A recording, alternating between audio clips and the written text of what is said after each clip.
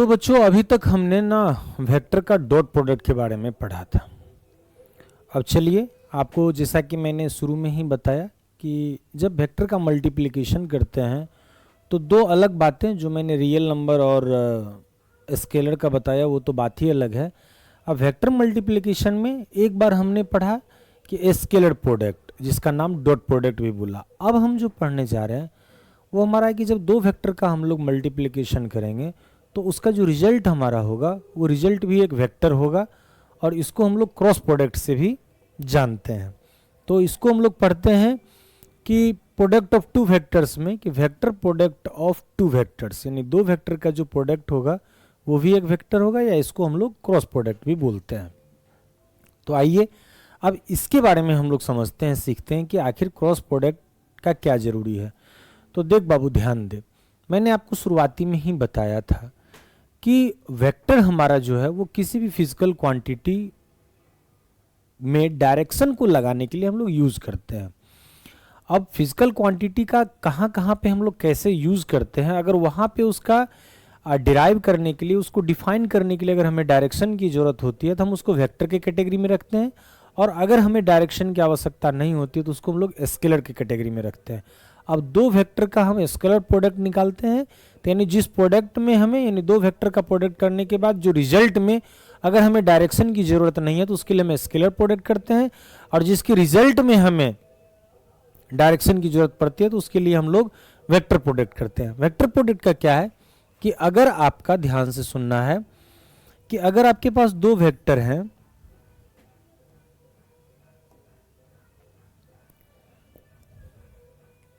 अगर आपके पास दो वेक्टर हैं, एक को हम लोग वेक्टर ए ले लेते हैं और दूसरा हम लोग वेक्टर बी ले लिए। आपका एक वेक्टर ए और ये आपका वेक्टर बी हो गया, और इनके बीच का जो एंगल अगर आपका मान लीजिए कि थीटा है, तो जब हम इसका क्रॉस प्रोडक्ट अगर निकालते हैं तो क्रॉस प्रोडक्ट इक्वल टू आपका होता है, इसको हम लोग ऐसे पढ़ते हैं कि vector A cross vector B, और ये आपके इक्वल होते हैं वेक्टर ए का मॉडुलस इंटू वेक्टर बी का मॉडुलस, और इनके बीच का जो एंगल है उनका साइन है ना, और साथ ही साथ ये आपका एन कैप। एन कैप आपका क्या है कि चूंकि आप जो ए क्रॉस बी कर रहे हो ना, तो ए क्रॉस बी करने के बाद जो रिजल्ट है ना वो भी हमारा वेक्टर क्वांटिटी है। तो चूंकि ये तो रिजल्ट जो हमारा यहाँ तो मॉडुलस ऑफ ए ले लिए, मॉडुलस ऑफ बी ले लिए और साइन थीटा, ये सारा तो आपका स्केलर ही है। तो एन कैप जो डायरेक्शन हमारा है वो जिस प्लेन में, यानी जिस प्लेन में आपका वेक्टर ए और वेक्टर बी लाइज कर रहा है उस प्लेन पे आपका ये परपेंडिकुलर है। क्या है आपका? परपेंडिकुलर है। इसको हम लोग एन कैप बोलते हैं, और ये जो आपका डायरेक्शन है यही आपका ए क्रॉस बी का डायरेक्शन है। अब अभी जो अपना ये ब्लैक बोर्ड है, तो ब्लैक बोर्ड आपका एक प्लेन है, इसी प्लेन में आपका ए और बी आपका अवेलेबल है। तो जब हम ए क्रॉस बी करते हैं तो perpendicular to the plane directed आपका आउटवर्ड है। अब ये आउटवर्ड और इनवर्ड का क्या कंसेप्ट है वो मैं आपको आगे बताऊंगा, लेकिन अभी आपका इस प्लेन पे परपेंडिकुलर, तो इस प्लेन पे जो परपेंडिकुलर है तो हम लोग इसको, ये जो मैंने डॉट डॉट लाइन आपको रिप्रेजेंट किया उस पे आपका इसको समझना है। अब देख तो बेटा, इसके लेके आपको समझना है कि perpendicular to the plane directed outward या इनवर्ड का क्या मतलब है कि जब हम ए क्रॉस बी यहां पे कर रहे हैं, तो ए क्रॉस जब बी कर रहे हैं तो ये एंटी क्लॉकवाइज में कर रहे हैं। तो राइट हैंड स्क्रू रूल ऐसे देखना है, right hand screw rule, A cross B जब किए तो perpendicular to the plane directed outward. अब इसी में आपका रहता बी क्रॉस ए करते, यानी बी क्रॉस ए करते तो perpendicular to the plane directed inward आपका होता है। तो यहीं पे एक दूसरा डायग्राम अगर मैं ड्रॉ कर दूं, अगर आपका ये ए वेक्टर और ये आपका बी वेक्टर और इसके बीच का एंगल अगर आपका थीटा है, तो अगर हम बी क्रॉस ए करेंगे तो बी क्रॉस ए का हमारा ये डायरेक्शन एन कैप होगा और ये हमारा बी क्रॉस ए हो गया।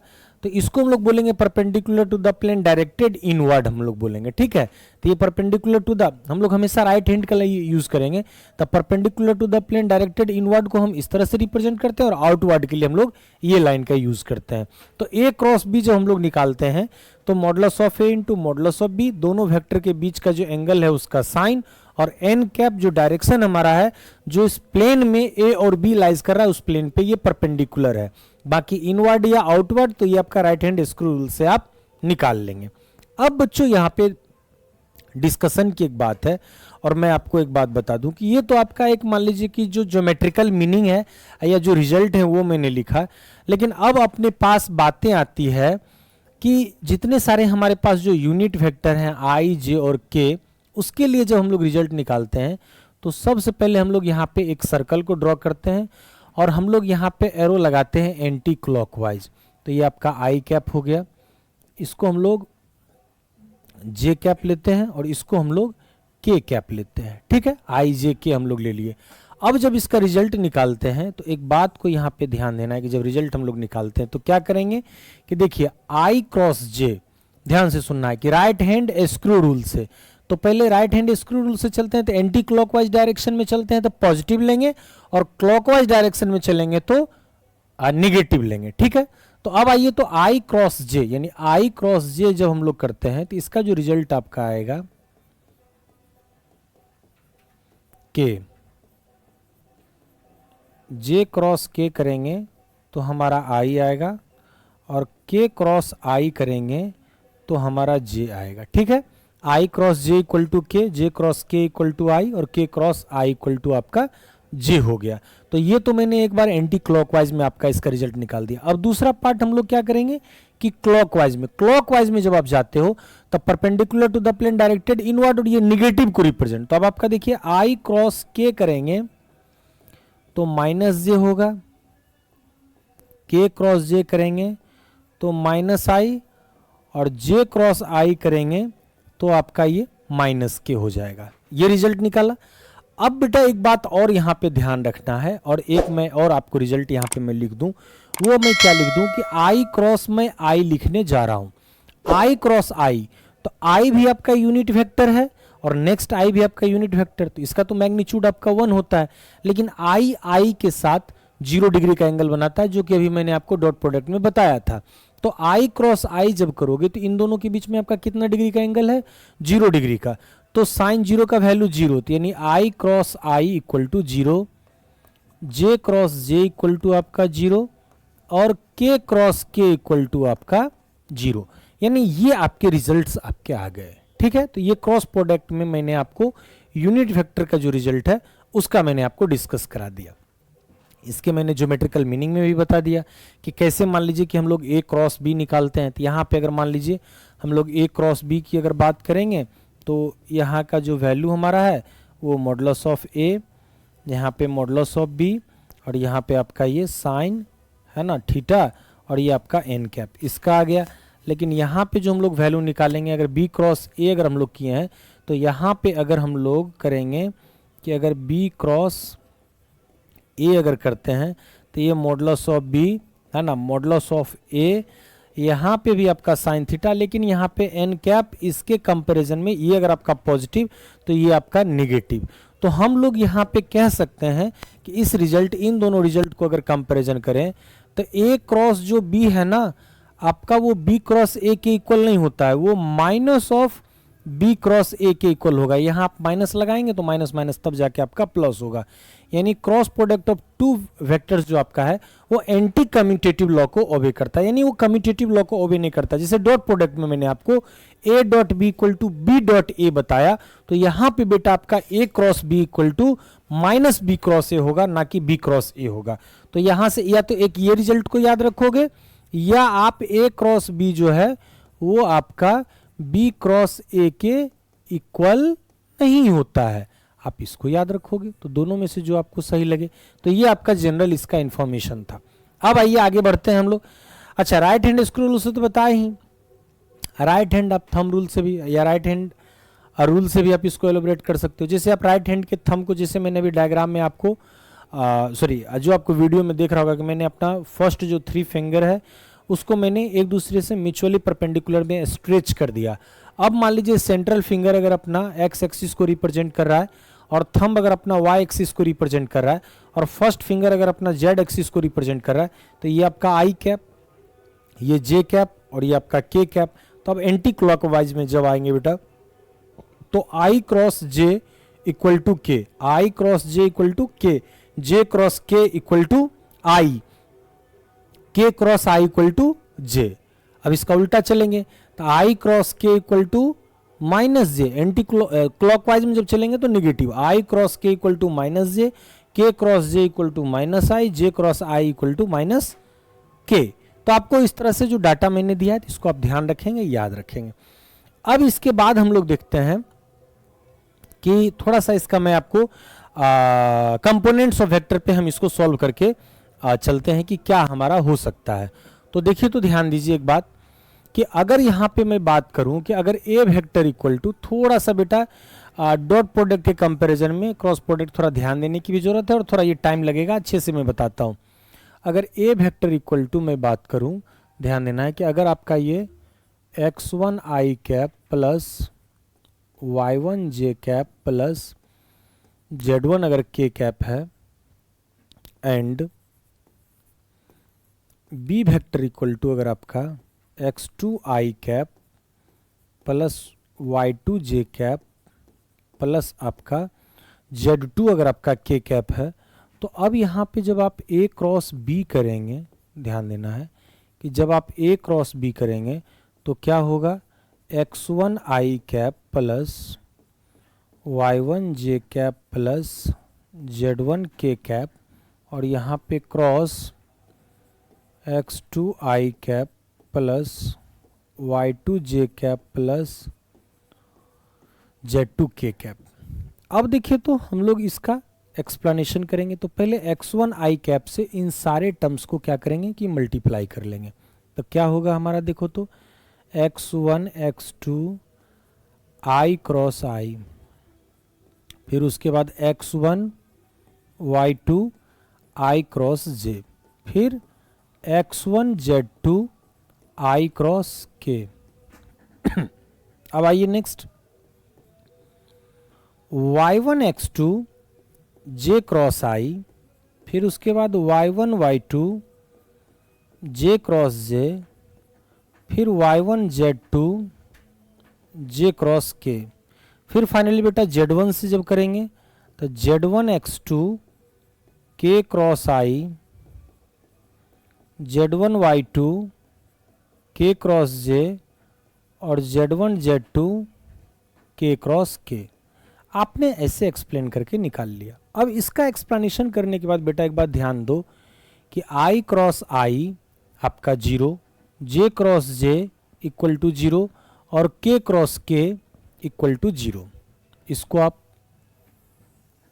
एक रिजल्ट और मैं आपको यहाँ पे, ताकि जब अभी मैं आपको बताऊं तो ये टेबल को आप देखते रहेंगे। क्या वो टेबल, तो वो मैं आपको यहाँ लिख देता हूँ। क्या, i cross j equal to क्या मैंने बताया, k, j cross k equal to क्या बताया, i, और k cross i equal to मैंने क्या बताया, j। साथ ही साथ बेटा जस्ट इसका उल्टा, क्या i cross k equal to minus j, k cross j equal to minus i और j cross i equal to minus k। ये डाटा आपको याद रखना है। अब इसको सेट करते हैं हम लोग। आइए तब यहां पे क्या है आपका, x1 y2 i cross j, i cross j क्या है बेटा, k कैप लिखेंगे ना यहां, फिर प्लस आपका देखिए x1 z2 और i cross k, i cross k, तो i cross k equal to क्या है, माइनस j कैप, फिर प्लस। अब देखिए तो यहां पे आपका y1 x2 क्या है आपका, j क्रॉस i, तो j cross i, j cross i क्या है आपका, माइनस k। फिर देखिए यहां पे आपका y1 z2, y1 z2 j cross k, तो j cross k, j cross k आपका क्या है, i। फिर आइए इसके बाद प्लस, जीरो वाले को पार्ट को तो मैंने छोड़ दिया ना, ये भी आपका जीरो, ये भी, एक मिनट, ये भी जीरो, ये भी जीरो और ये भी जीरो। तो चलिए यहां से आपको j cross k equal to हमने i कर दिया। अब देखिए तो बेटा यहां पे आपका z1 x2 और k क्रॉस i, तो के क्रॉस आई, तो K cross I equal to देखो तो यहाँ पे क्या है आपका जे कैप और फिर प्लस आपका यहाँ पे Z1 के क्रॉस जे, तो K cross J equal to minus I cap, कुछ नहीं।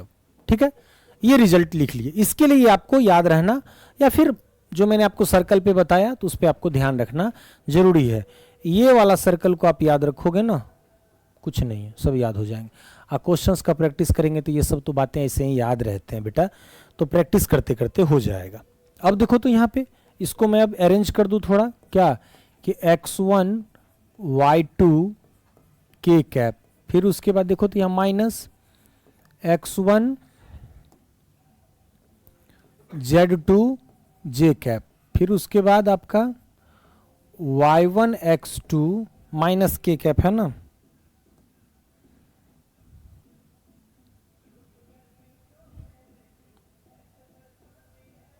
ठीक है, y1 x2 आपका यहाँ पे k कैप, फिर उसके बाद y1 z2 i कैप, फिर उसके बाद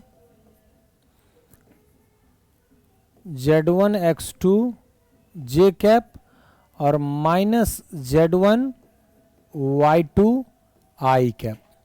अब क्या करेंगे, सबसे पहले हम लोग i कैप का कॉमन लेंगे, तो i कैप में आपका देखिए तो ये पॉजिटिव है, तो y1 z2 minus z1 y2, फिर हम लोग j कैप को कॉमन लेते हैं, तो j कैप आपका एक नेगेटिव यहाँ पे है और पॉजिटिव यहाँ पे, तो क्या z1 x2 minus x1 z2।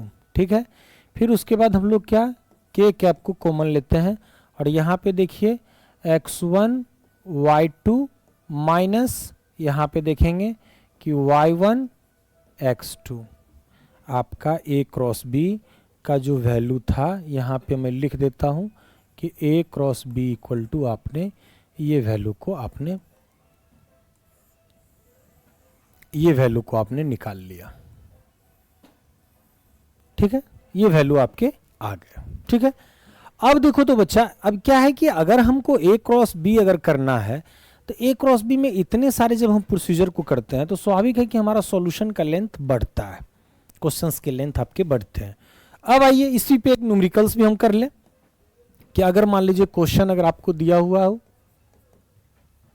Question क्या दिया हुआ है कि a वेक्टर इक्वल टू मान लेते हैं कि 2i minus 3j plus 4k cap and b vector equal to i plus 2j plus 3k, है ना। देन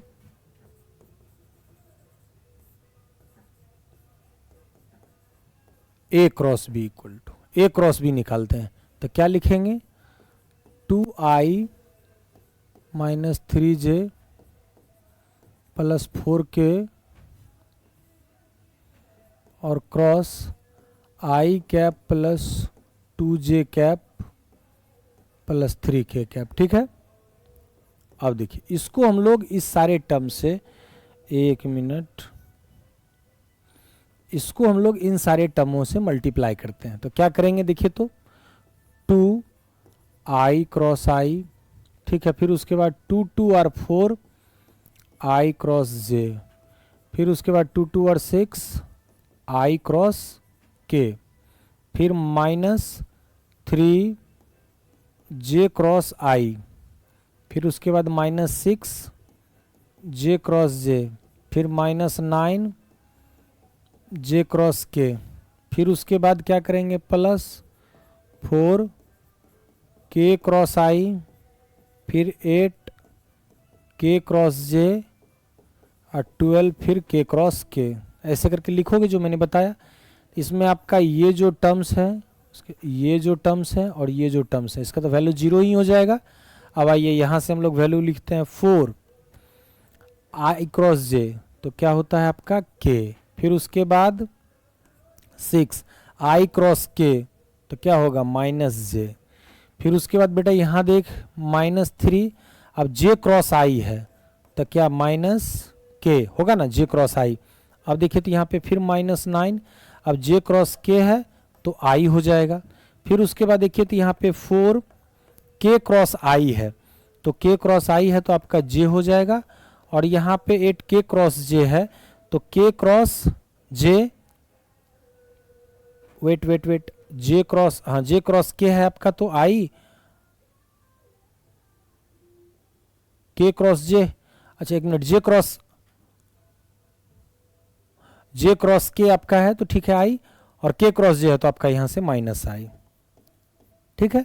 तो देखो तो यहाँ से 4k cap minus 6j cap plus 3k cap, फिर उसके बाद आपका minus 9i cap plus 4j cap और माइनस 8i कैप। जब इसको पूरे आप अच्छे से अरेंज करके लिखोगे तो आपका a क्रॉस b का जो वैल्यू आपका मिलेगा, ध्यान दीजिएगा, a क्रॉस b का जो वैल्यू आपका आएगा वो आपका देखिए तो -6 और -8, -14i कैप, उसके बाद आपका वेट आई तो यहाँ है ना, ये गलत लिख दिया मैंने, -17i कैप, उसके बाद आपका j कैप और -6 तो क्या -2j कैप, फिर उसके बाद आपका k कैप तो 4 3 7k कैप। तो आपका ये जो वैल्यू होगा ये आपका आ गया a क्रॉस b का आंसर। अब क्या है कि इस मेथड से रिजल्ट तो हम लोग निकाल लेते हैं, रिजल्ट तो आ जा रहे हैं, लेकिन क्या है कि प्रोसेस हमारा बड़ा हो जा रहा है। तो क्या करेंगे इसके लेके, तो आइए थोड़ा कुछ हम लोग अलग सीखते हैं कि कैसे हम लोग क्रॉस प्रोडक्ट को वन लाइन में हम लोग आंसर को निकाल सकते हैं। इसके लेके बेटा ध्यान देना है कि इसके लेके एकदम वेरी सिंपल, और आइए इसके बारे में हम आपको डिटर्मिनेंट के बारे में बताते हैं। आप अभी पढ़ेंगे भी, क्लास 12th में जब जाएंगे तो आप इस डिटर्मिनेंट के बारे में आप पढ़ेंगे, लेकिन अभी अपन के पास जितना मान लीजिए फिजिक्स में खास करके वेक्टर क्रॉस प्रोडक्ट निकालने के लिए ज़रूरी है तो उसको हम लोग बताते हैं। अब डिटर्मिनेंट का, तो सबसे पहले अगर मैं डिटर्मिनेंट का अगर सिंबल को लिखूं तो वो इस अरेंजमेंट में लिखे होते हैं। अब इनके ऑर्डर होते हैं, इनके ऑर्डर, अब जैसे m/n के द्वारा इनके ऑर्डर को रिप्रेजेंट करते हैं। m जो रिप्रेजेंट करता है वो रो को रिप्रेजेंट करता है, और n जो रिप्रेजेंट करता है वो कॉलम को रिप्रेजेंट करता है, m/n। तो अब अपन के पास डिटर्मिनेंट जो है ना वो 2/3 के भी हो सकते हैं, 3/2 के भी हो सकते हैं, 3/3 के भी हो सकते हैं, 2/2 के भी हो सकते हैं, 1/3 के भी हो सकते हैं, 3/1, यानी कुछ भी आप लिख सकते हो। इसका मतलब क्या हो गया कि ये जो आपका जैसे 2 लिखे, 3 लिखे, 3 लिखे, 2 लिखे, 1 लिखे, 3 लिखे, फिर उसके बाद ये जो पूरा है ना ये रो को रिप्रेजेंट कर रहा है, और ये जो 3 आपने लिखा, 2 लिखा, 3 लिखा, फिर 2 लिखा, फिर 3 लिखा, फिर 1 लिखा, तो ये कॉलम को रिप्रेजेंट करता है ना, ये कॉलम को रिप्रेजेंट करते हैं, तो यानी रो बाय कॉलम। तो अब अपन के पास जो हम लोग ध्यान से सुनना है कि जो अभी जो हम लोग डिटर्मिनेंट का यूज करने जा रहे हैं, इसको मैं मिटा रहा हूं बेटा, तो इसको बस ध्यान में रखना है, कॉपी में अगर मन करे तो नोट कर लेना है। तो अभी जो हम लोग डिटर्मिनेंट का जो यूज करने जा रहे हैं तो वो डिटर्मिनेंट हमारा 3/3 का है, यानी 3/3 का अगर डिटर्मिनेंट है तो इसके पास 3 रो और 3 कॉलम भी होंगे। तो 3 रो 3 कॉलम होंगे, तो इनका पहला रो और पहला कॉलम का जो मेंबर है उसको मैं A11 लिखता हूं, फिर पहला रो दूसरा कॉलम का जो मेंबर है उसको मैं A12 लिखता हूं, पहला रो और तीसरा कॉलम का जो मेंबर है इसको A13 लिखता हूं, फिर दूसरा रो पहला कॉलम, दूसरा रो दूसरा कॉलम, दूसरा रो तीसरा कॉलम, फिर तीसरा रो पहला कॉलम, तीसरा रो दूसरा कॉलम और तीसरा रो तीसरा कॉलम। ये आपका मैंने अरेंजमेंट को लिखा। तो टोटल आपका 3/3, तो इसमें 9 मेंबर्स होंगे इस डिटर्मिनेंट में, आपका टोटल 9 मेंबर है। समझ गए? अगर मैं बोल सकता हूं तो अगर मान लीजिए किसी सिनेपोलिस में हम लोग मूवी देखने गए हैं, उसमें अगर टोटल 9 मान लीजिए कि स्पेशल सीट है, तो उस सीट का ये अरेंजमेंट है कि आपको फर्स्ट रो के फर्स्ट कॉलम में A11 मेंबर है, सेकेंड रो के फर्स्ट कॉलम में आपका A21 है, और थर्ड रो के फर्स्ट कॉलम में आपका A31 है।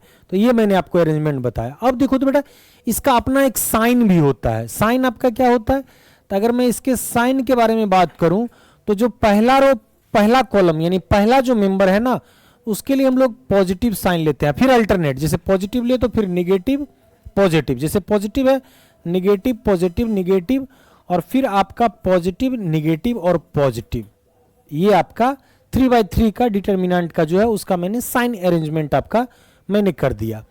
अब देखो तो यहाँ पे अब जब इसका हम लोग सॉल्यूशन जब करते हैं तो कैसे इसका सॉल्यूशन करते हैं वो ध्यान देना है कि इस डिटर्मिनेंट को कैसे हम लोग सॉल्व करेंगे। बहुत ही शॉर्टकट तरीके से, बहुत ही आराम तरीके से हम इसको सीखेंगे और बड़ी मजा आएगा।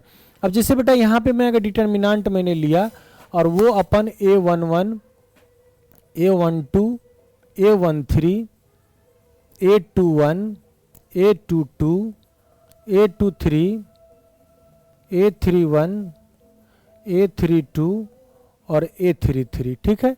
आपने हमने ये मतलब हम लोगों ने ये टोटल मान लीजिए कि 9 मेंबर वाला 3/3 का एक डिटर्मिनेंट को ले लिया।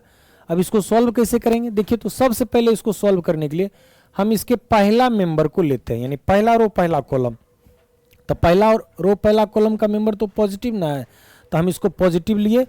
अब यहाँ पे फिर से डिटर्मिनेंट, अब जैसे ही A11 लिए तो इसके सामने का रो और सामने का कॉलम ये कैंसिल हो गया। अब हमारे पास इसके पास मेंबर कौन कौन बचे, तो A22 बचे, A23 बचे, A32 बचे और A33 बचे। तो चलिए तो क्या लिखेंगे इसको यहाँ पे, A22, A32, फिर यहाँ पे A23 और A33, ठीक है, ये मैंने लिख लिया।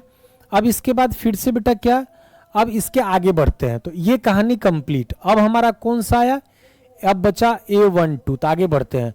तो A12 का जो साइन है ना वो निगेटिव है, तो पहले निगेटिव लिखेंगे फिर A12 लिखेंगे। अब जब A12 लिखे तो फिर से डिटर्मिनेंट को ड्रॉ करेंगे। अब A12 के सामने का कॉलम कैंसिल और सामने का रो कैंसिल, तब बचा कौन कौन, A21, A31, A23 और A33।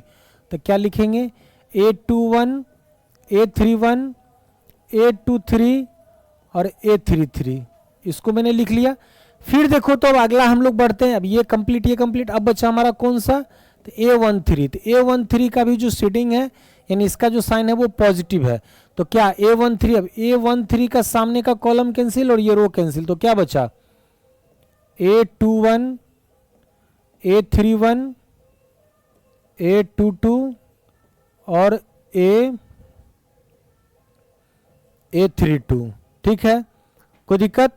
तो अब आपने इस पूरे अरेंजमेंट को जब इस तरह से आपको लिखना है, अब लिखने के बाद फिर चलिए एक स्टेप में और सॉल्व करते हैं। अब A11 के बाद क्या करेंगे बेटा कि पहले हम इन दोनों को मल्टीप्लाई करके और फिर माइनस लिख के इन दोनों को मल्टीप्लाई कर देंगे। तो क्या करेंगे देखो तो, A22, A33 minus A32, A23, ठीक है, हो गया। फिर उसके बाद माइनस A12, इसमें भी वही करेंगे, क्या करेंगे, A21, A33 और माइनस A31, A23, ठीक है। पहले इन दोनों को मल्टीप्लाई करेंगे फिर माइनस लिख के इन दोनों को करेंगे। फिर देखिए तो आपका यहाँ पे A13, तो अब हम फिर इन दोनों को मल्टीप्लाई करेंगे फिर माइनस लिख के इन दोनों को, तो क्या हो जाएगा, A21, A32 minus A31, A22, ठीक है। ये हमने इसका रिजल्ट जो है डिटर्मिनेंट का मैंने यहाँ पे सॉल्यूशन को मैंने लिख दिया, ठीक है। चलिए अब आगे बढ़ते हैं हम लोग, इसका ये डिटर्मिनेंट का था। अब आइए हम लोग वेक्टर के क्रॉस प्रोडक्ट पे हम इसका कैसे यूज करेंगे उसको ध्यान देना है। उसको जब हम लोग यूज करेंगे उस मतलब वेक्टर को क्रॉस प्रोडक्ट को डिटर्मिनेंट पे कैसे हम लोग सेट करके और आसानी से हम इसको कि सॉल्व कर सकते हैं, तो इसको थोड़ा सा हम लोग देखेंगे, ठीक है। तो आ जाओ बच्चों, थोड़ा ध्यान दो इस पे। क्या करेंगे कि अगर मान लीजिए A वेक्टर इक्वल टू आपका, ध्यान से सुनना है कि A वेक्टर इक्वल टू आपका अगर मान लीजिए क्या आ गया, x1 i cap plus y1 j cap plus z1 k cap, और B vector equal to x2 i cap plus y2 j cap plus z2 आपका k कैप। ये वैल्यू आपको मान लीजिए दिया हुआ है। क्या करना है कि हम लोगों को निकालना है A cross B। A cross B निकालना है तो क्या करेंगे कि 3/3 का हम लोग को डिटर्मिनेंट की जरूरत है। तो सबसे पहला रो में I, J और K अरेंज कर लिए, ठीक है। पहला रो का पहला कॉलम में I, दूसरा कॉलम में J और तीसरा कॉलम में K को हम लोगों ने सेट कर लिया। ठीक है।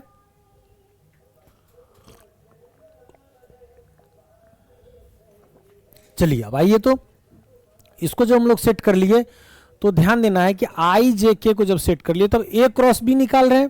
तो ए क्रॉस बी जब निकाल रहे हैं तो ए का पहले हम लोग ए का दूसरा रो में ए को जगह देंगे। तो अब आई के साथ कौन सा है आपका, आई के साथ कौन सा डिजिट, तो x1 है। तो x1 जे के साथ y1 और k के साथ z1। अब हम b को तीसरा रो में b, तो x2 y2 और z2। अगर यहीं पे बेटा b क्रॉस a करते तो फिर दूसरा रो में हमारा b वाला डिजिट आता और तीसरा रो में हमारा a वाला आता।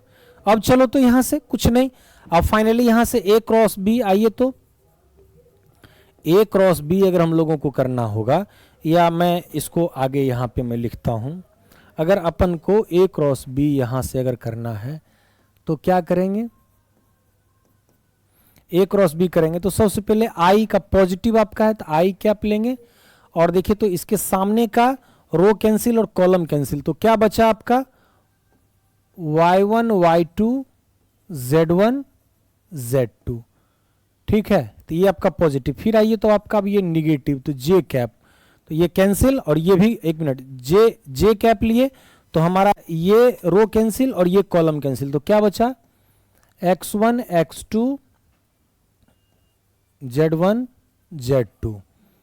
फिर प्लस आपका k कैप और आपका अब ये रो तो कैंसिल है ही, ये कॉलम कैंसिल, तो क्या बचा x1 x2 y1 y2। अब चलिए तो बेटा इसको सॉल्व करते हैं, तो क्या सॉल्व करके लिखेंगे, तो सबसे पहले आई कैप, अब देखो तो आपका ये इससे मल्टीप्लाई पहले करेंगे फिर माइनस लिख के इसको, तो क्या y1 z2 minus y2 z1। ठीक है, फिर उसके बाद बेटा माइनस जे कैप लेंगे और देखो तो क्या x1 z2 minus x2 z1, और फिर प्लस के कैप, क्या लिखेंगे x1 y2 अब माइनस x2 y1, आपका a क्रॉस b। देखो तो बाबू एकदम ये जो वैल्यू हमने निकाला है, तो जो यहाँ पे इससे पहले जो आपने आप पूरे कंप्लीट प्रोसेस करने के बाद जो आपने रिजल्ट निकाला था, देखिए तो आपके इस वैल्यू के आपके इक्वल होंगे। हाँ, यहाँ पे j प्लस है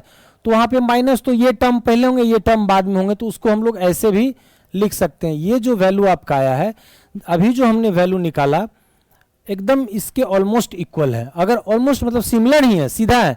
अब क्या करेंगे, बस खाली इस माइनस को अगर यहाँ पे अगर कर दें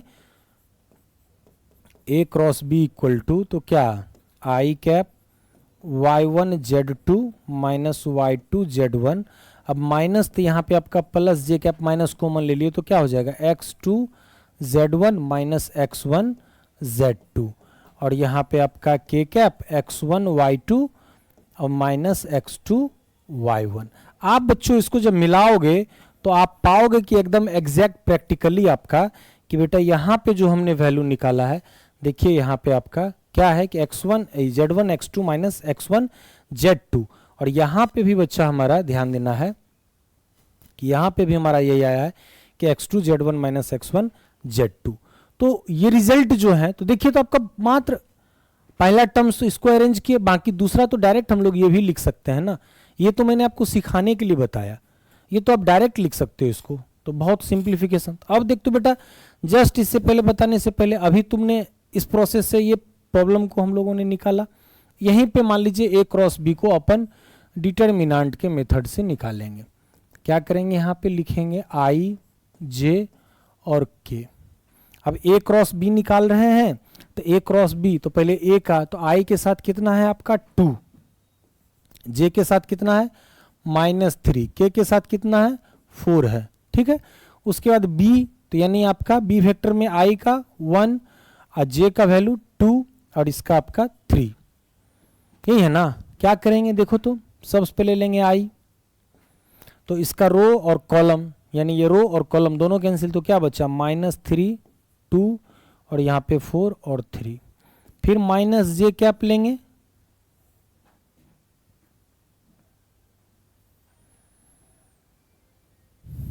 देखो तो आपका ये कॉलम कैंसिल ये रो कैंसिल, तो क्या 2 1 यहाँ पे 4 और यहाँ 3, फिर उसके बाद प्लस के कैप, और कैप का कॉलम कैंसिल रो कैंसिल, तो क्या बचा 2 और 1, -3 और यहाँ पे 2, तो देखो तो बच्चा आई कैप। अब क्या -3 इंटू 3 तो -9, फिर -2 इंटू 4 तो -8, क्योंकि माइनस लगा के आपका करना, ये तो इसका ऑलरेडी, ये तो वैल्यू इसका माइनस है ना, तो -3 इंटू 3 तो -9, लेकिन माइनस लिख के फिर 2 इंटू 4 करेंगे।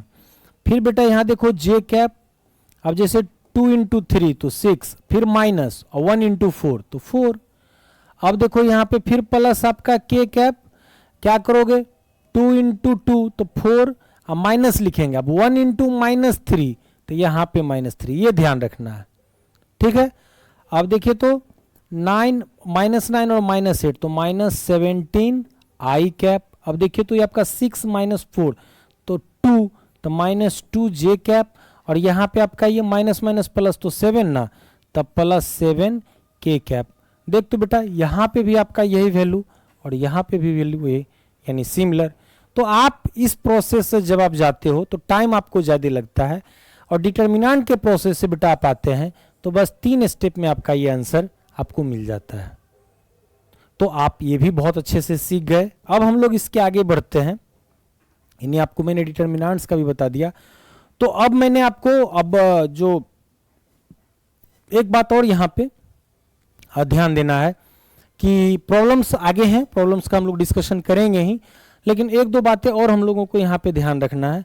तो वो मैं एक और स्लाइड आपको ले लेता हूँ कि जैसे एक बात को और मैं यहाँ पे मैंने निकाला है ना, A क्रॉस B निकाला है, तब हम लोग B क्रॉस A भी निकाल के हम इसका कंपैरिजन करेंगे कि क्या हमारा, मान लीजिए कि exactly A cross B is not equal to B cross A।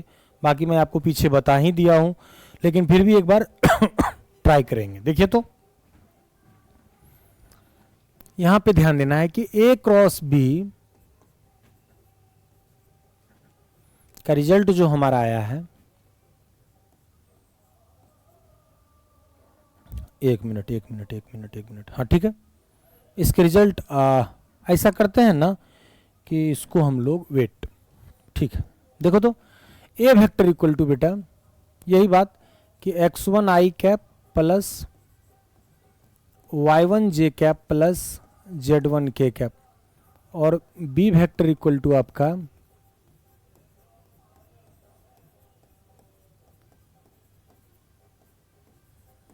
ठीक है। अब अपन A क्रॉस B निकाल रहे हैं ना, क्या हो जाएगा आई cap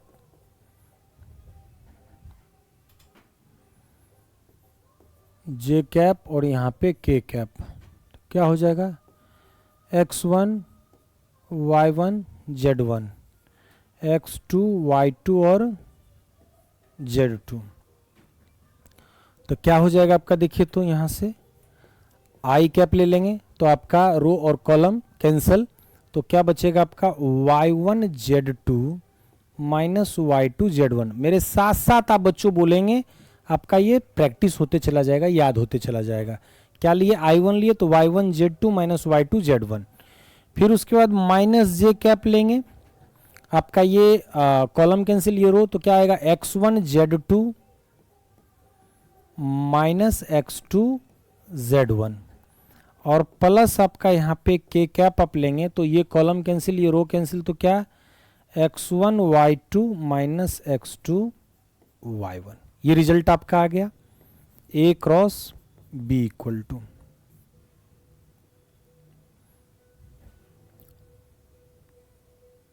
A cross B equal to आपका ये वैल्यू आ गया। अब आइए तो यहीं पे B क्रॉस A करते हैं, I J और K। चूंकि B क्रॉस A है तो अकॉर्डिंग टू अरेंजमेंट पहले B के मेंबर को लिखेंगे, x2 y2 z2, यहाँ पे x1 y1 z1। अब चलिए तो इसका वैल्यू निकालते हैं। अब देखिए B क्रॉस A जब करेंगे तो B क्रॉस A जब बेटा करेंगे तो आई कैप, अब देखिए आपका ये कॉलम कैंसिल, ये रो, तो क्या आ जाएगा y2z1 माइनस y1z2, फिर माइनस जे कैप, है ना। अब आपका ये j का कॉलम कैंसिल और ये रो कैंसिल, तो क्या आपका x2z1 और माइनस x1z2, और फिर प्लस जब k कैप लेंगे तो ये कॉलम कैंसिल ये रो कैंसिल, तो x2y1 माइनस x1y2, ये वैल्यू हमारे आ गए। अब क्या करना है बेटा, सब में माइनस को कॉमन लीजिए। तो देखिए, तो सारे में से अगर माइनस का कॉमन लेंगे तो डायरेक्ट आपका यहाँ पे आई कैप पहले लिखेंगे और क्या लिखेंगे, y1z2 माइनस y2z1 माइनस जे कैप आपका एज यूजुअल रहेगा। यहाँ पे सिर्फ आपका चेंज करेंगे x1z2 माइनस x2z1, और यहाँ पे हम k कैप और ये अरेंजमेंट यानी x1y2 माइनस x2y1। जब बेटा ये अरेंजमेंट आप लिखते हो तो आप पाते हो कि ये सारा जो वैल्यू है ना, देखो ये सारा जो वैल्यू है ये इसके इक्वल है, a क्रॉस b के इक्वल है। तो यहां से आप b cross a equal to लिख सकते हो minus a cross b। Finally बेटा जब इसको आप ऐसे भी लिख सकते हो, देखो तो a cross b equal to minus of b cross a, दूसरा a cross b plus b cross a is equal to zero vector. ये प्रॉपर्टीज को भी आप याद रखेंगे। यानी क्रॉस प्रोडक्ट जो हमारा है वो एंटी कम्यूटेटिव लॉ को फॉलो करता है, कम्यूटेटिव लॉ को फॉलो नहीं करता है। यानी a cross b is not equal to b cross a, a cross b equal to minus b cross a। हाँ, डॉट प्रोडक्ट आपका a dot b equal to b dot a को follow करता है, ओबे करता है। अब चलना है बच्चा इसके बाद, अब इसके बाद और एक दो बातों को जरा सीख लो कि अगर मान लीजिए आपको, जैसे मैंने a dot b equal to, ध्यान से सुनना है, ध्यान देना है कि डॉट प्रोडक्ट में मैंने आपको a dot b equal to क्या पढ़ाया, modulus of a modulus of b cos theta. तो यहां से दो वेक्टर के बीच अगर आपका एंगल आप मान लीजिए निकालना है, दो वेक्टर के बीच का अगर एंगल निकालने के लिए, तो आपने कॉस थीटा इक्वल टू क्या यूज किया, a dot b divided by modulus of a modulus of b, आपने ये यूज किया। अब आइए नेक्स्ट टर्म में, बाबू रे a cross b equal to क्या है आपका, modulus of a modulus of b sine theta, और ये n कैप। क्या करेंगे अब, a क्रॉस b को क्या करेंगे, मॉड में ले लेंगे, तो क्या हो जाएगा, modulus of a modulus of b sine theta. अब यहां से जब ही मॉडुलस लिए तो ये डायरेक्शन खत्म, चूंकि हमको सिर्फ इसका मैग्नीट्यूड चाहिए, मैग्नीट्यूड के लिए तो मॉडुलस लेते हैं ना। अब यहां से आप चाहो तो साइन थीटा इक्वल टू जब निकालोगे, हो सकता है कि हमको क्वेश्चन पेपर में कॉस में ऑप्शन ना देके साइन में अगर ऑप्शन दिया हुआ हो, तो यहां से आप ये फॉर्मूला को निकाल लोगे। साथ ही साथ अरे बच्चा, ये जब रिजल्ट आपके आ गए तो देखो तो यहां से साइन थीटा का जो वैल्यू है हम कॉस थीटा से क्या करेंगे कि डिवाइड कर देंगे। या छोड़ो, एक मिनट, इसको मैं मिटा के डायरेक्ट जो हमारे रिजल्ट्स आए हैं वो हम क्या करेंगे, यहाँ पे देखिए तो कि modulus of a cross b में हम a डॉट b से क्या करेंगे कि डिवाइड करेंगे। तो देखिए तो a क्रॉस b का मॉडुलस में क्या है हमारा, modulus of a modulus of b और यहाँ पे साइन थीटा, और a डॉट b, तो a डॉट b में क्या है, modulus of a modulus of b और यहाँ पे कॉस थीटा, ये कैंसिल ना।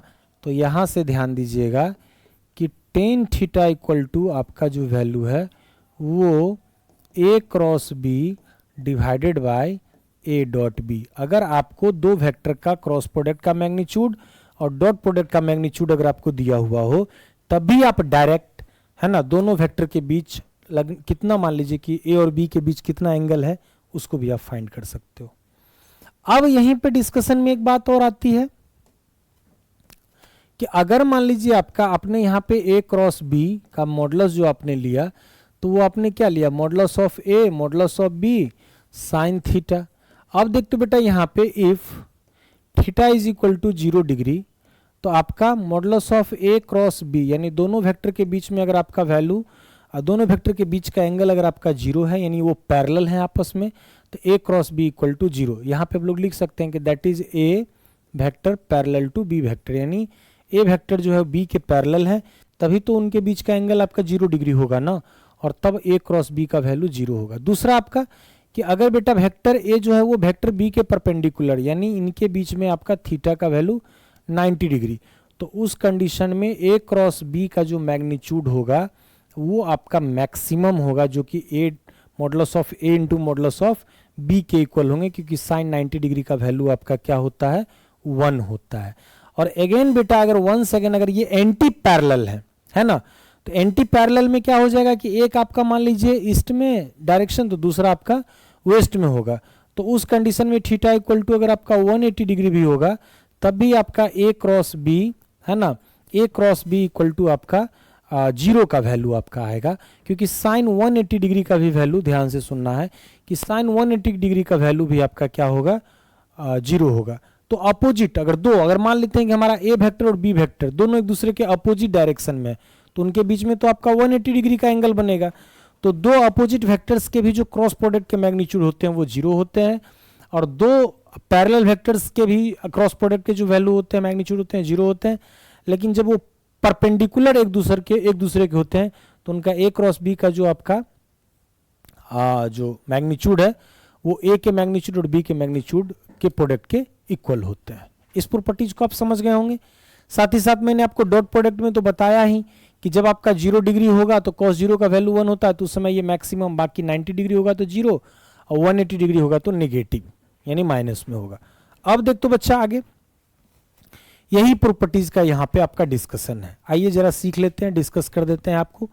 ठीक है ना, some important result of vector product, यानी दो मान लीजिए कि वेक्टर का जो वेक्टर प्रोडक्ट है, दो वेक्टर्स के जो वेक्टर प्रोडक्ट हैं उनके क्या कुछ मान लीजिए कि वैल्यूज हैं, क्या कुछ उसका रिजल्ट निकलता है वो देखना है। सबसे पहले तो बेटा मैंने आपको बताया ही कि A cross B equal to minus of B cross A, यानी vector product is anti commutative. ठीक है। दूसरा A cross B plus C, अगर आपका ये, तो इसको हम लोग A cross B plus A cross C, यानी पहले A cross B plus A cross C लिख सकते हैं।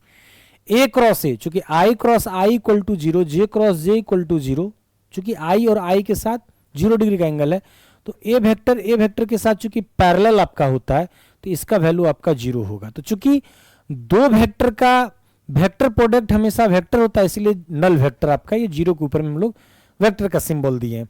फिर आपका ए वेक्टर का जब नल वेक्टर के साथ क्रॉस प्रोडक्ट करेंगे तो वो भी हमारा नल वेक्टर ही आएगा। अब आपका कि अगर if A vector perpendicular to B vector अगर आपका है, तो देन ए क्रॉस बी का जो मॉडुलस होगा वो ए और बी के मैग्नीट्यूड के प्रोडक्ट के इक्वल होंगे, जो मैंने आपको बताया। साथ ही साथ मैंने आपको प्रॉपर्टीज जो 6 है हमारा कि वेक्टर ए का रेक्टेंगुलर कंपोनेंट यानी 3 डायमेंशनल रेक्टेंगुलर कंपोनेंट अगर आपको दिया हुआ हो तो A vector equal to X I cap A X I cap A Y J cap A Z K cap, और बी वेक्टर का दिया हुआ है तो डिटर्मिनेंट मेथड से आप इसको इस तरह से, जो मैंने अभी तुरंत सिखाया है, कि आप इसको ऐसे सॉल्व कर सकते हो। साथ ही साथ अगर थीटा इक्वल टू 0 डिग्री है या 180 डिग्री है, यानी दो वेक्टर अगर सेम डायरेक्शन में लग रहे हैं तो 0 डिग्री, और दो वेक्टर एक दूसरे के अपोजिट डायरेक्शन में लग रहे हैं तो 180 डिग्री, उस कंडीशन में ए क्रॉस बी का वैल्यू जो होगा वो नल वेक्टर के इक्वल, यानी A cross B equal to 0 vector होगा। साथ ही साथ बेटा मैंने आपको ये टेन थीटा का वैल्यू यानी ए क्रॉस बी का जो मॉडुलस है और वो ए डॉट बी का जो रिजल्ट है उसको जब हम आपस में रेशियो निकालते हैं तो ये टेन थीटा, यानी दो वेक्टर के बीच में एंगल निकालने के लिए आपको मैंने कॉस थीटा से रिलेटेड मैंने दो फॉर्मूला दिया, एक साइन थीटा से रिलेटेड दिया और एक मैंने आपको टेन थीटा से रिलेटेड दे दिया। तो बच्चों आपको ये क्रॉस प्रोडक्ट का ऑलमोस्ट जो कंसेप्ट था वो मैंने आपको कंप्लीट किया। अब आपका ध्यान से सुनना है कि कुछ क्वेश्चंस हैं उसको हम लोग बनाते हैं। अब आपका क्या है कि calculate the area of the triangle, ध्यान से सुनना है बेटा, ये सब ना थोड़ा कुछ इंपॉर्टेंट बातें हैं तो वो मैंने आपको डिस्कस कर दिया। अब आप हमारा क्वेश्चंस है तो इसको मैं आपको बता दूं।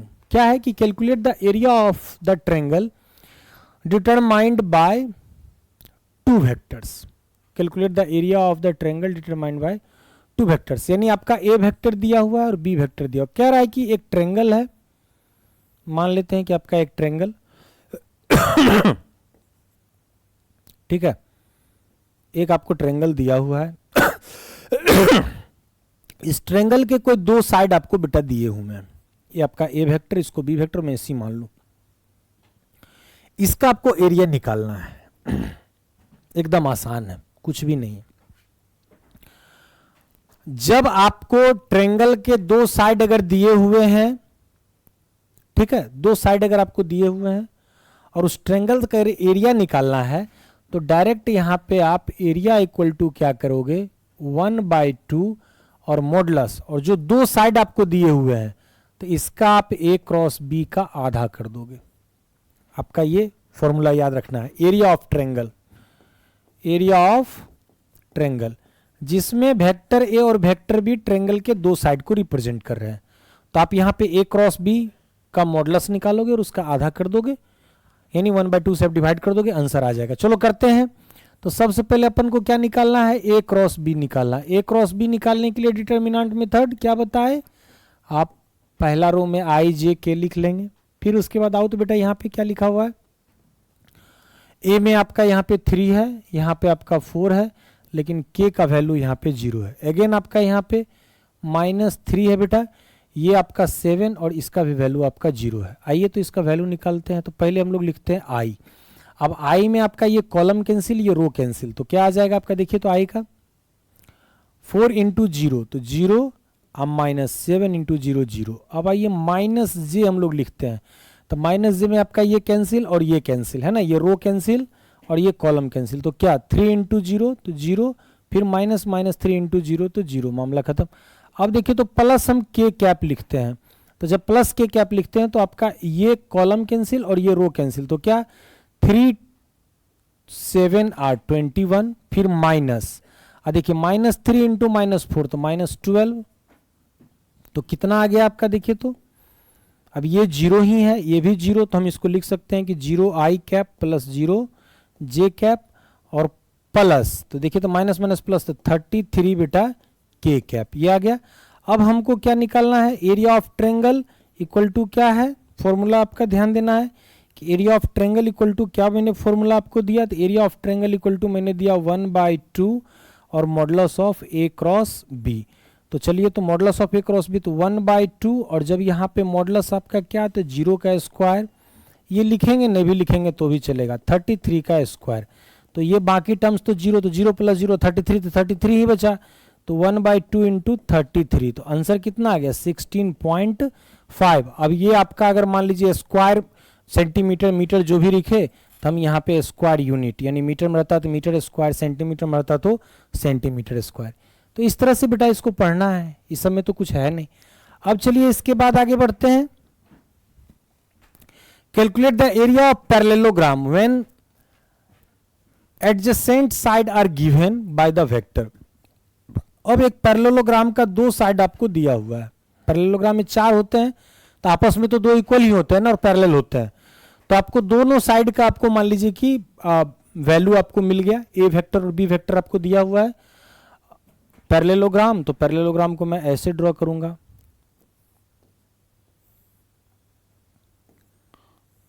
है ना, ऐसे ही पैरेललोग्राम बनते हैं। तो ये आपका ए वेक्टर, ये आपका बी वेक्टर, तो ये भी तो ए वेक्टर के इक्वल होते हैं और ये भी आपका क्या बी वेक्टर के इक्वल होते हैं। तो क्या करेंगे हम लोग, ध्यान दीजिए, तो इसका अगर आपको एरिया निकालना है तो इसका एरिया निकालने के लिए डायरेक्ट हम लोग यहाँ पे लिखते हैं एरिया ऑफ पैरेललोग्राम का। याद रखना जब दो साइड अगर आपको दिया हुआ रहेगा तो डायरेक्ट वो ए क्रॉस बी हो जाएगा। लेकिन कभी कभी बेटा ध्यान देना है कि कभी कभी आपको पैरेललोग्राम का ना ध्यान दीजिएगा कि आपको ये वैल्यू दिया हुआ रहेगा, एक ये दिया हुआ रहेगा और दूसरा आपको ये, यानी डायगोनल का वैल्यू, यानी d1 वेक्टर और d2 वेक्टर आपको दिए हुए रहेंगे, यानी दो डायगोनल का आपको वेक्टर में लिखा हुआ रहेगा। तो उस कंडीशन में जब एरिया ऑफ पैरेललोग्राम जब आप निकालोगे तो ये उस समय में हो जाएगा 1/2 डायगोनल फर्स्ट का डायगोनल सेकंड के साथ जो क्रॉस प्रोडक्ट निकालोगे और उसका मॉडुलस और उसको 2 से डिवाइड कर देना है, 1/2 से मल्टीप्लाई कर दीजिए या 2 से डिवाइड कर दीजिए, तो जो वैल्यू आएंगे वो एरिया ऑफ पैरेललोग्राम का आएंगे। तो यहाँ पे बेटा आप इसका भी इजीली निकाल सकते हो। सर कैसे, देखो ना बहुत सिंपल है। क्या करेंगे हम लोग कि सबसे पहले ए क्रॉस बी निकालेंगे। तो जब ए क्रॉस बी निकालेंगे तो क्या लिखेंगे, आई लिखेंगे, जे लिखेंगे और के लिखेंगे। ठीक है, तो आई जे और हमने के को लिख लिया। अब देखिए तो आई के साथ कितना है आपका 1, जे के साथ कितना है आपका, आई के साथ कितना है 1, जे के साथ कितना है 2, के के साथ कितना बेटा 3। अब आजा बी वेक्टर में दूसरे साइड में क्या, आई का 2, जे का -3 और के का कंपोनेंट बेटा 1। तो देखो तो यहाँ पे हम लोग ए क्रॉस बी जब निकालेंगे तो क्या करेंगे, सबसे पहले आई कैप अपन लिखे, आपका ये कॉलम कैंसिल, ये रो कैंसिल, तो यानी 2 इंटू 1 2, फिर माइनस, और ये आपका -9, -3 इंटू -3 -9, फिर माइनस जे कैप लिखेंगे, और आपका ये कॉलम कैंसिल, ये रो कैंसिल, तो 1 इंटू 1 और 2 इंटू 3 बेटा -6, फिर उसके बाद क्या लिखेंगे प्लस के, आपका ये कैंसिल तो कितना 1 इंटू -3 तो -3 और 2 इंटू 2 तो -4। तो चलो देखो यहाँ पे क्या हो गया, ए क्रॉस बी इक्वल टू क्या आ गया -9 माइनस माइनस का प्लस ना, तो 9 प्लस 2 तो 11 आई कैप, फिर उसके बाद आपका कितना 1 -6 तो -5 माइनस माइनस प्लस 5 जे, और फिर उसके बाद -3 -4 -7 के कैप। तो देख तो बेटा यहाँ पे अब अपन को एरिया ऑफ पैरेललोग्राम निकालना है ना, तो एरिया ऑफ पैरेललोग्राम जब निकालेंगे तो क्या है modulus of A cross B ना, तो modulus of A cross B यानी 11 रूट अंडर 11 का स्क्वायर, फिर 5 का स्क्वायर और -7 का स्क्वायर। तो देखते बेटा कितना आ गया आपका यहाँ पे रूट अंडर 121 प्लस 25 प्लस 49, चलिए कितना आ गया 9 और 5 14 और ये 1 15 बैलेंस 1, ये 5 और 2 7 और 7 और 2 9 है ना, 7 और 2 9 आपका, और फिर फाइनली 195। एक बार और मैं चेक कर लूँ तो आपका ये आ जाएगा 46, हाँ ठीक है 46 और 49 और 46 और 49 149, ठीक है आपका 195, ठीक है ना। तो आपका ये 195 का जो वैल्यू आएगा उसको निकाल लीजिए, ये भी स्क्वायर यूनिट में, यानी जो मीटर में रहेगा तो मीटर, या मान लीजिए आपको सेंटीमीटर में रहेगा तो सेंटीमीटर का स्क्वायर। तो ये सारे वैल्यूज आपके जो हैं वो आपको इजीली से निकाल सकते हैं। नेक्स्ट बेटा आप देखिए तो अगला जो क्वेश्चन है कि प्रूव दैट, आपका ध्यान से सुनना है कि prove that A vector B vector दिया हुआ है एंड सी वेक्टर जो दिया हुआ है form a right angle triangle. यानी कह रहा है कि आपको जो मैंने अभी आपको राइट एंगल ट्रायंगल में, तो ध्यान से सुन रहे मेरे बचवा, अगर बात करते हैं हम लोग prove that vectors A B और C form a right angle triangle, यानी ये तीनों साइड मिलके, और उस तीनों साइड को अगर अपन ड्रॉ करें तो ये तीनों मिलके ना एक राइट एंगल का फॉर्मेशन करेंगे, राइट एंगल ट्रायंगल को बनाएंगे। तो राइट एंगल ट्रायंगल का प्रॉपर्टीज क्या है कि उसका एक एंगल जो है वो मस्ट भी 90 डिग्री, यानी वो तो 90 डिग्री का होगा ना। तो मान लेते हैं कि अपन ये ए वेक्टर है, ये बी वेक्टर है, और तब तो आपका ये क्या सी वेक्टर हो जाएगा ना, तो राइट एंगल ट्रायंगल। तो अब क्या है हमको कि अभी ये नहीं पता है कि किसके साथ कौन परपेंडिकुलर है, तो या अगर ए और सी अगर परपेंडिकुलर होगा तो A dot C equal to 0 हो जाएगा। सुनो क्वेश्चन, अब राइट एंगल ट्रायंगल के लिए थोड़ा मिसलेनियस क्वेश्चन है, या अगर ए पे बी परपेंडिकुलर होगा तो ए डॉट बी 0 हो जाएगा, या बी पर सी परपेंडिकुलर होगा तो बी डॉट सी। तो अभी हम लोग मान लेते हैं, क्या करते हैं सबसे पहले कि राइट एंगल ट्रायंगल में कोई दो तो मान लीजिए आपस में परपेंडिकुलर होंगे ना, तो कोई दो आपस में परपेंडिकुलर होंगे तो सबसे पहले रे बचवा ए डॉट बी निकालो। देखो चेक करते हैं हम लोग, तो ए डॉट बी निकाले तो क्या हो जाएगा, ए डॉट बी तो 3 इंटू 1, देखिए यहाँ तो 3 इंटू 1 प्लस -2 इंटू -3, और फिर उसके बाद 1 इंटू 5, तो कितना आ गया आपका ये 3 -6 प्लस 5, तो मामला आपका क्या आ गया 8 और -6, तो ये 2 यूनिट, यानी आपका ए और बी आपस में परपेंडिकुलर नहीं है। अब आइए तो बी डॉट सी करते हैं। जो परपेंडिकुलर होगा तो उसके दो मतलब दो साइड जो आपस में परपेंडिकुलर होंगे तो उन दोनों साइड का जो वेक्टर में हमको वैल्यू दिया उसका डॉट प्रोडक्ट निकालेंगे, 0 होगा। तो आपका देखिए तो बी डॉट सी निकालेंगे तो देखिए तो 1 इंटू 2 प्लस -3 इंटू 1 और प्लस 5 इंटू -4। तो देखो तो यहाँ पे ये 2 और ये -3 और ये -20, तो ये -21 यूनिट आ गया, यानी ये भी आपका बी और सी भी परपेंडिकुलर आपस में नहीं है। अब हम लोग ए डॉट सी निकालेंगे बच्चा, ध्यान देना है। तो ए डॉट सी निकालेंगे तो यानी 3 इंटू 2 प्लस -2 इंटू 1 है ना, और फिर प्लस 1 इंटू -4। तो देखो तो यहाँ पे 6 -2 और -4, तो 6 - 6 कहने का मतलब 0, यानी ए और सी आपस में परपेंडिकुलर है। तो हाँ, अगर मान लीजिए ये राइट एंगल ट्रेंगल अगर इस तीनों साइड से अगर लेके हम बनाएं तो वो बनेगा, क्योंकि हमारा दो साइड आपस में एक दूसरे के परपेंडिकुलर हैं। जो पहला कंडीशन है उसको ये फुलफिल कर रहा है, तो इस तीनों साइड का उपयोग करके हम राइट एंगल ट्रेंगल को बना सकते हैं। चलिए बच्चा, इसी तरह का अगर क्वेश्चन रहेगा तो आपको क्या करना होगा कि तीन जो साइड दिए हुए रहेंगे तो तीनों को आपस में एक दूसरे से आप डॉट प्रोडक्ट निकाल के चेक कर लेंगे, जिसमें वैल्यू जो दो साइड के डॉट प्रोडक्ट का जो वैल्यू 0 होगा तो वो दोनों साइड आपको इस कंडीशंस को फुलफिल करता है। अब देखो तो determine the unit vector parallel to the cross product of the vectors. ठीक है, आपको दे रहा है कि determine the unit vector parallel to the cross product of the vectors, यानी इन दोनों वेक्टर का जो क्रॉस प्रोडक्ट आएगा है ना, इन दोनों वेक्टर का जो क्रॉस प्रोडक्ट आएगा तो उसके पैरेलल आपको एक यूनिट वेक्टर निकालना है। तो कुछ नहीं करना है, आप सबसे पहले क्या कीजिए, ए क्रॉस बी निकालिए। ठीक है, अब आपने ए क्रॉस बी निकाला और इसी में क्या करेंगे कि ए क्रॉस बी के मॉडुलस से आप डिवाइड कर दीजिए। जो वैल्यू आएगा वो आपका मान लेते हैं कि हम लोग जो एन कैप मान लेते हैं कि हमने जो यूनिट वेक्टर निकाला है वो हमारा ये रिजल्ट हो जाएगा।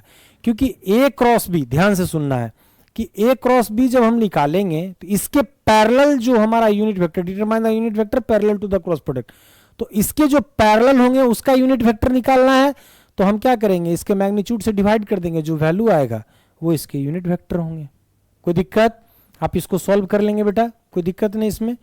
मुझे लगता है कि बहुत इजी है। ए क्रॉस बी निकालिए और ए क्रॉस बी के मॉडुलस से डिवाइड कर दीजिए, तो जो आपका यूनिट वेक्टर आएगा वो ऑलरेडी आपके इसके हर वेक्टर का, अब जैसे ए वेक्टर है तो ए वेक्टर का जो यूनिट वेक्टर होगा ना वो इसके पैरेलल होते हैं, क्योंकि दोनों का डायरेक्शन आपका सेम होता है।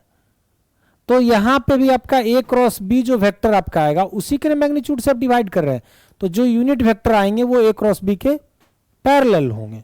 नेक्स्ट क्वेश्चन कह रहा है कि if A vector equal to I plus J, B vector equal to K minus I, C vector equal to, अच्छा सी वेक्टर यहाँ पे वेक्टर लिखना छूट गया है, तो सी वेक्टर इक्वल टू कह रहा है कि ए प्लस बी होगा, तो देन फाइंड, अच्छा C vector equal to then find आपका ये आपको निकालना है। तो कोई दिक्कत नहीं, कोई दिक्कत नहीं। तो चलते बेटा यहाँ पे सबसे पहले हम लोग निकालते हैं सी वेक्टर का वैल्यू, जो कि A plus B. C vector equal to क्या आ गया, ए प्लस बी। तो हम लोगों को क्या निकालना है, हम लोगों को निकालना है, ध्यान से सुनना है कि हम लोगों को निकालना है सी क्रॉस ए माइनस बी।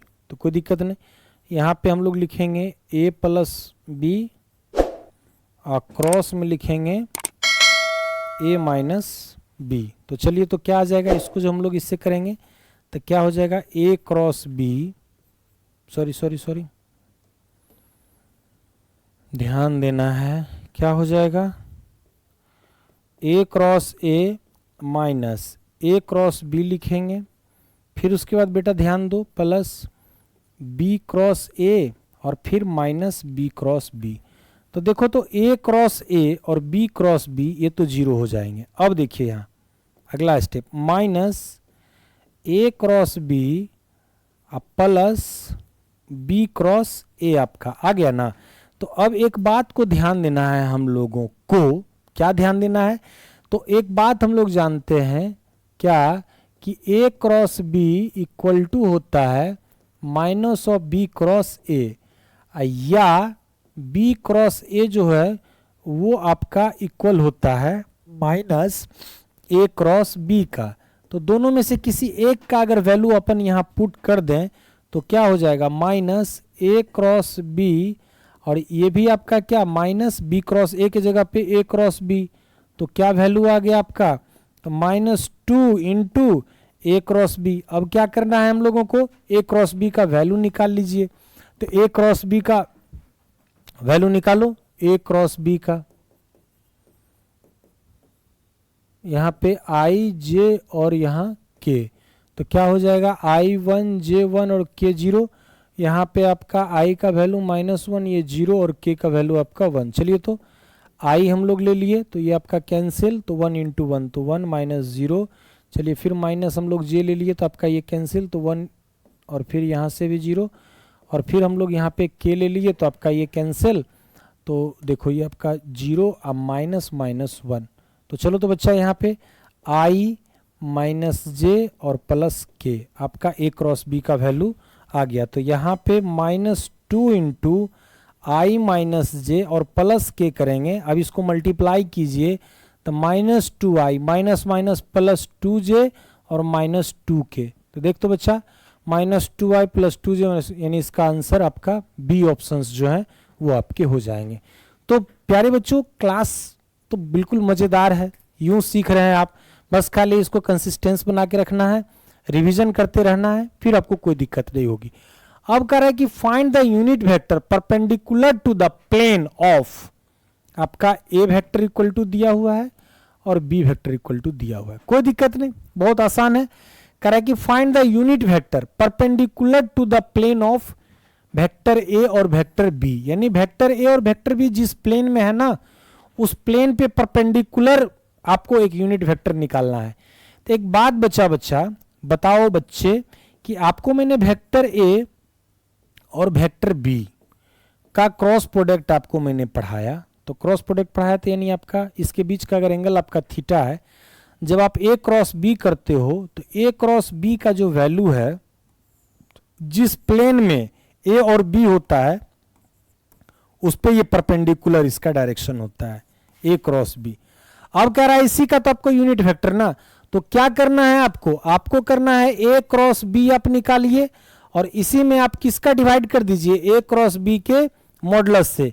जो यूनिट वेक्टर आएंगे वो आपका ए और बी दोनों के प्लेन पे परपेंडिकुलर होंगे। कर लेंगे आप जैसे मैंने पीछे आपको बताया। चलिए नेक्स्ट आगे बढ़ते हैं हम लोग। ए क्रॉस बी निकालेंगे तो वो वेक्टर जो ए क्रॉस बी जो आपका वेक्टर आएगा यानी वेक्टर प्रोडक्ट जो आएंगे वो ए और बी के प्लेन पे परपेंडिकुलर होंगे, उसी का यूनिट वेक्टर निकाल दीजिए, क्योंकि अपन को यहाँ पे यूनिट वेक्टर निकालने के लिए बोल रहा है, तो निकाल के आप इसका सॉल्यूशन कर लेंगे। चलो next projection of A on B, कुछ नहीं, देखिए इसका answer projection of A on B. अगर मान लीजिए आपका ये ए वेक्टर है और ये आपका बी वेक्टर, ये आपका ए वेक्टर और ये आपका बी वेक्टर, और इसके बीच एंगल आपका कितना है, थीटा। क्या है कि प्रोजेक्शन ऑफ ए, ध्यान से सुनना है कि projection of A on B यानी ए का बी पे, ठीक ना। तो कुछ नहीं करना है बच्चा, यहां पे ध्यान दो कि projection of A on B में क्या करेंगे कि ए से बी पे क्या करते हैं ना हम लोग, परपेंडिकुलर को ड्रॉ करते हैं। ए से बी पे क्या किया हम लोग कि परपेंडिकुलर को ड्रॉ किया। तो ए से बी पर जब हम लोग परपेंडिकुलर को ड्रॉ किए तो ये जो वैल्यू अपना आ गया, ध्यान देना। तो अब इसका वेक्टर ए से हम लोग यहाँ पे क्या किया, परपेंडिकुलर को ड्रॉ किए, तो अब इसके दो कंपोनेंट होंगे, एक आपका हॉरिजॉन्टल कंपोनेंट जो कि modulus of A cos theta आएगा और दूसरा इसका वर्टिकल कंपोनेंट, तो इससे अपन को कोई लेना देना नहीं है। अब ये जो रिजल्ट अपने पास आया तो इसको अगर हम लोग लिखेंगे तो मॉडुलस ऑफ ए तो मॉडुलस ऑफ बी कैप और कॉस थीटा आप लिखेंगे तो बी कैप का तो वैल्यू 1 होता है ना, तो modulus of A cos theta, यानी कहने का मतलब है, ध्यान से सुनना, इसका मतलब आपका ये हो गया कि कि जब आप ए का बी पे प्रोजेक्शन निकालेंगे तो यानी ए का हॉरिजेंटल कंपोनेंट है ना, ए का हॉरिजेंटल कंपोनेंट बी के अलोंग, यहां पे हम लोग इसको दूसरे वर्ड में ऐसे लिख सकते हैं कि horizontal component of A vector along B vector, यानी बी वेक्टर के डायरेक्शन में है ना, जो आपका ए का जो हॉरिजेंटल कंपोनेंट होगा वो आपको निकालना है। चलिए नेक्स्ट, आपका अगला जो हमारा है वो क्या है कि कंपोनेंट ऑफ, अब आपका यहाँ पे प्रोजेक्शन था, अब क्या है component of A along B. कोई दिक्कत नहीं बेटा, आपका ये ए वेक्टर और ये आपका बी वेक्टर। अभी थोड़ा इंटरचेंज करते हैं, थोड़ा सा इंटरचेंज, कुछ नहीं, घबराना उबराना नहीं है। हम लोग यहाँ पे एक ले लिए वेक्टर ए, ये ले लिए, और ये अपन है वेक्टर बी।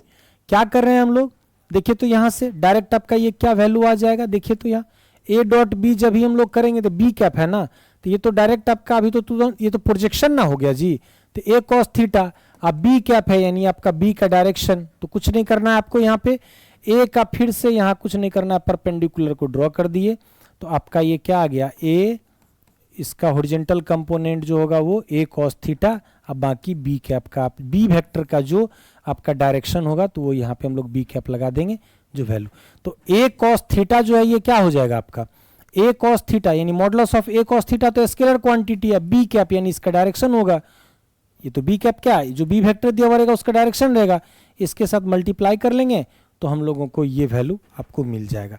यानी ए वेक्टर के साथ जब बी कैप का अगर आप डॉट प्रोडक्ट करेंगे तो ए कॉस थीटा, क्योंकि इसका तो मैग्नीट्यूड 1 होता है, तो लेकिन बी कैप जब हम लोग फिर से लेते हैं तो यानी डायरेक्शन, यानी वेक्टर ए का, अब जैसे कि मान लीजिए component of vector A along B जब बोलते हैं, इसका मतलब हो गया कि वेक्टर ए का हॉरिजेंटल कंपोनेंट बी के डायरेक्शन के साथ, वेक्टर ए का हॉरिजेंटल कंपोनेंट बी के डायरेक्शन के साथ, बी के डायरेक्शन यानी बी कैप के साथ।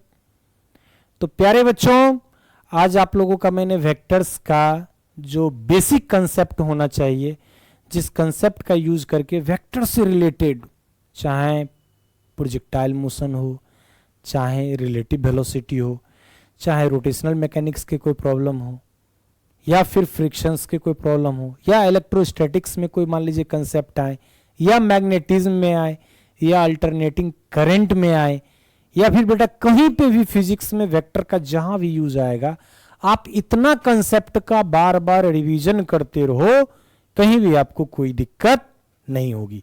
चाहे वो प्रॉब्लम, चाहे वो कंसेप्ट IIT JEE का हो, नीट का हो, या CBSE क्लास 12 के बोर्ड एग्जामिनेशन का हो, या फिर बिहार बोर्ड से जो बच्चे हमारे पढ़ रहे हैं, इंग्लिश माध्यम से बच्चे जो हमारे पढ़ रहे हैं, तो उनके लिए तो ये इंग्लिश माध्यम में मैंने रिकॉर्ड किया है, इंग्लिश मीडियम में। मैं हिंदी माध्यम में भी पढ़ने वाले बच्चों के लिए अलग से वीडियो को मैं रिकॉर्ड करके आप लोगों के लिए लाऊंगा। तो प्यारे बच्चों, इस वीडियो को देखिए, पढ़िए, समझिए, कहीं पे कोई कंफ्यूजन हो या कोई टॉपिक अगर आप चाहते हो कि एपी सर फिर से उस पर कोई क्वेश्चंस या कोई प्रॉब्लम या उस थ्योरी को फिर से लेके आए, तो आप इस वीडियो को देखने के बाद जरूर कमेंट कीजिएगा, तो हम अगले सेशन में आपकी जो समस्या होगी उसका समाधान लेके आएंगे। तो ठीक है प्यारे बच्चों, ढेर सारा प्यार और आशीर्वाद, मिलते हैं फिर अगले वीडियो सेशन में। Thank you.